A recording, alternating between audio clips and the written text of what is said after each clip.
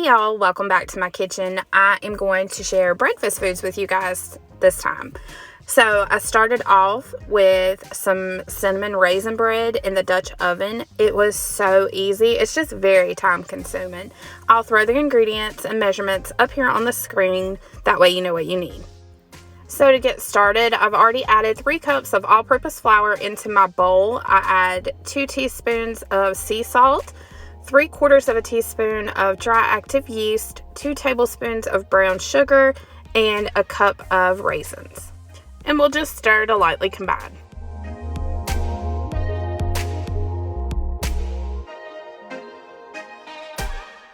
You can either do this part on the stove or in the microwave, but you're going to combine 3/4 of a cup of water and 3/4 of a cup of milk and just warm that through. Do not get it hot. Once your milk and water mixture is warmed through, add that to your dry mixture and stir it around. It's going to be a wet, sticky consistency, but that's what we're looking for. Next, we'll sprinkle over 1 tablespoon of ground cinnamon, and we'll cut this in. Do not stir it to completely combine it. You just want it to run throughout the dough, but not be absorbed. Once we've got the cinnamon cut into the dough, we'll just cover the bowl tightly in plastic wrap and set it to the side in a warm, dry place and let it rise for 8 hours.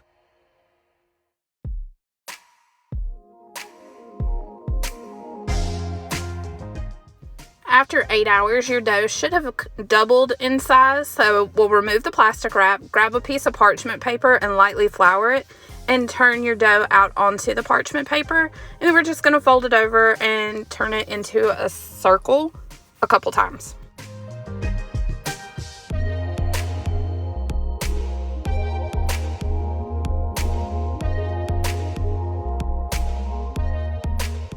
Now, do not be surprised how wet and sticky the dough is. That is absolutely normal.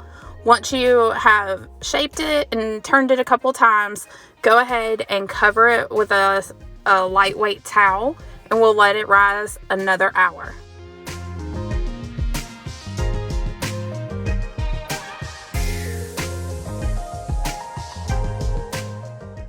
While your dough is rising the second time, be sure to preheat your oven and Dutch oven to 450 degrees. After the hour, put the parchment paper with the dough inside of your Dutch oven and cover and bake for 30 minutes. After 30 minutes, carefully remove the lid and bake an additional 15 minutes. Once the 45-minute time frame is done, pull your Dutch oven out, pull your bread out, and let it sit and cool for about 15 to 30 minutes before you slice into it.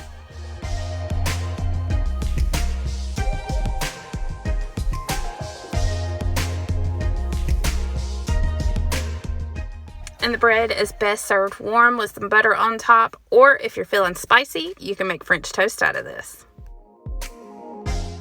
Next, I've shown this one on my channel before, the sausage, egg, and cheese breakfast bake. It is a family favorite, and I'm sure you'll love it too. If you have not seen it before, all you're going to do is just brown up some breakfast sausage, about 1 pound. Let that cook, and this is a Rachel Ray tip. If you want to break up meat, use your potato masher. It works wonders.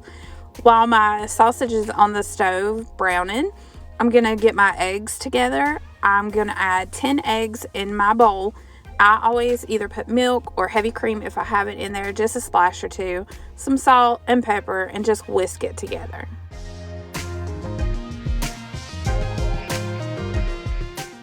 Now I'm just going to make the eggs. I melted some butter down in my skillet and just throw the eggs in there and scramble them up until they're done. We don't like soft eggs, we like hard eggs, so however you like them, it's totally up to you.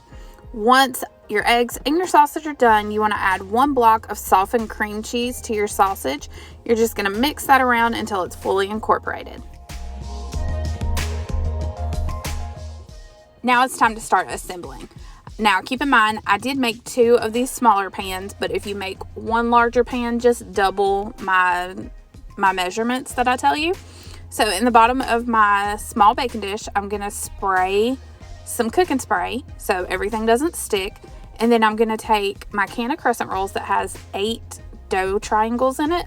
You want to put 4 of those in the bottom, press them together to create a crust, and then you want to layer it with your sausage and cream cheese mixture. Put a layer of eggs on top of that, and then you want to put a half a bag of your shredded cheese, and then your remaining 4 crescent roll dough triangles. Now, as far as the shredded cheese, you can use any kind that you prefer. We prefer Colby Jack, so that's what I used.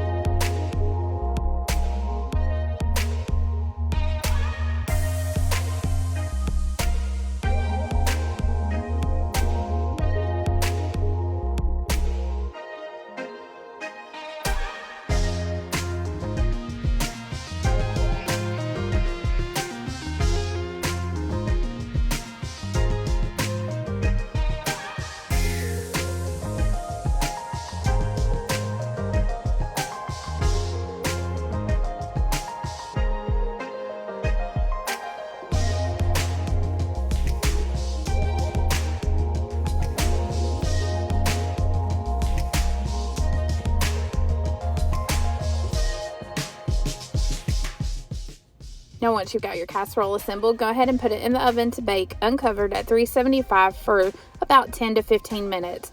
You're just letting it bake long enough for the crescent rolls to get done and then for the cheese to melt into everything.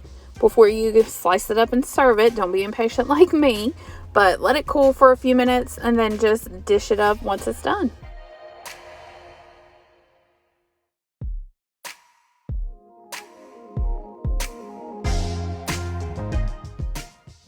And last up, we had French toast.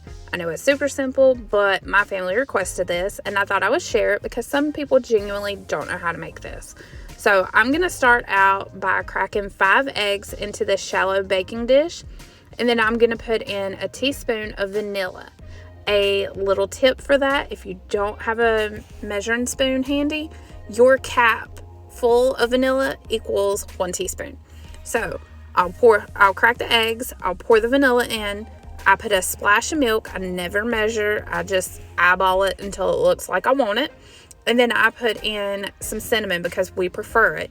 Again, I don't measure it, I just eyeball it, but start out with a little less than what you think you would need if you want to add it in there, and then you can always add more. You can't take away.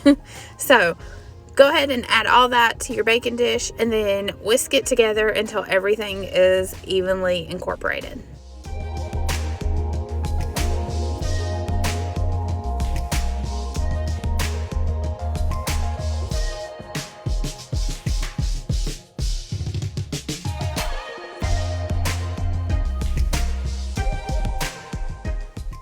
Once I have my egg mixture completely combined, I melt a couple tablespoons of butter down in my skillet, and then I just dip the bread in to soak on each side of the egg mixture, and then just pop it in my skillet and cook it until it's browned on each side.